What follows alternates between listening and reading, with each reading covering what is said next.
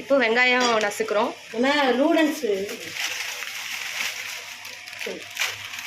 Noodles கிண்ட போகிறோம். Maggi கிண்ட போகிறோம்னா இப்போ நம்ம வெங்காயம் போட்டு வதக்கிருக்கோம்.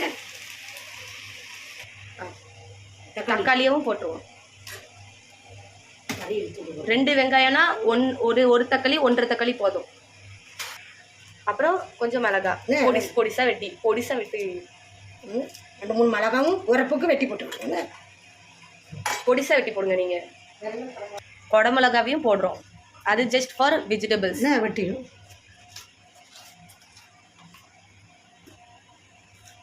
இந்த கலர் குடமிளகா மும்பையில் கிடச்சிச்சு. உங்களுக்கு எந்த கலர் கிடச்சிச்சுனாலும் வாங்கி போடுங்க. நல்ல ஷேப்பாக வெட்டி போடுங்க. இது கூட நம்ம குடமிளகாவையும் தட்டி கிண்டிக்கிடுதோன்னு சொல்லு. இது வெஜிடபிள் மேகி கிண்டுறோம் நம்ம. அதனால தான் ரொம்ப ஹெல்த்தியாகவும் இருக்கணும்ல. நல்லா வசக்கட்டும். இப்போ நம்ம ஒரு 10 நிமிஷத்துக்கிட்ட வசக்கணும். நல்லா மூடி வசக்கி வச்சுக்கிறோன்னு.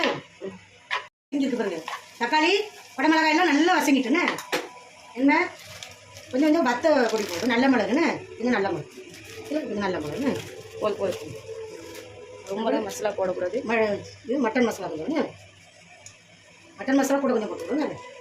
இது கரிஞ்சது. இப்போ வத்த பொடி தட்டுதோன்னு. போதும். கம்மியாக தான் தட்டணும். சால்ட்டு கொஞ்சம். இப்போ நம்ம தண்ணி ஊற்றிக்கிடுவோன்னு வேக வைக்கணும். நூடுல்ஸு வேக வைக்கணும். 2 கப்பு தண்ணி ஊற்றிக்கிடுவோன்னு. 2 கப்பு இல்லை, நிறைய கப்பு ஊற்றணும். அதுக்கப்புறம் இந்த நூடுல்ஸை எடுத்து உள்ளே போடுவோம்.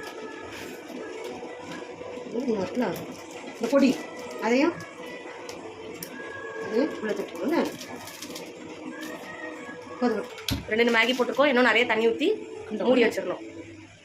ஜஸ்ட்டு 3 மினிட்ஸ் மட்டும். நூடுல்ஸ் நல்லா வந்து பற்றிலாம் நேருங்க. நல்லா இப்படி ஆகிடுங்க. நல்லா வந்துச்சு. ஆனால் 2 முட்டை வரட்டோன்னு.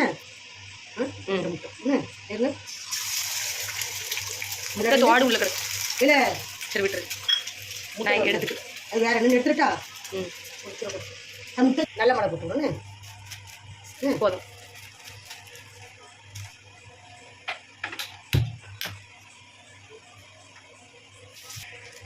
இது நல்லா வரட்டி அட் த எண்ட். போதும் ரொம்ப இல்லை. அதுக்குள்ளே போட்டுரும். இதுக்குள்ளே போச்சு.